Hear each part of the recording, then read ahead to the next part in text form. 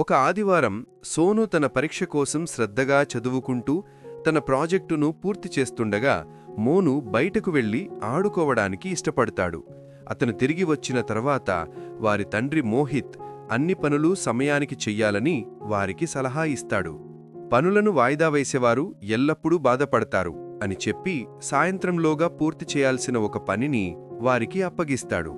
సోను వెంటనే పని మొదలుపెట్టి తన చదువు మరియు ఇంగ్లీష్ ప్రాజెక్టును పూర్తి చేస్తాడు. కాని మోను మాత్రం ఆ సలహాను విస్మరించి టీవీ చూడటం మరియు స్నేహితులతో ఆడుకోవడంలో సమయాన్ని గడుపుతాడు.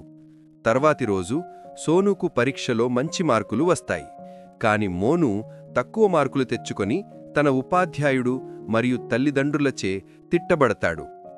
మోను తక్కువ మార్కులు మరియు అసంపూర్తిగా ఉన్న ప్రాజెక్టును చూసి వారి తండ్రి నిరాశ చెందుతాడు. చివరకు మోను తన తప్పును అర్థం చేసుకుంటాడు. సోనులాగా సమయాన్ని సద్వినియోగం చేసుకోవడం విజయం సాధించడానికి చాలా ముఖ్యమని అతని తండ్రి వివరిస్తాడు. ఆ రోజు నుండి తన సమయాన్ని మెరుగ్గా నిర్వహించుకుంటానని మోను వాగ్దానం చేస్తాడు.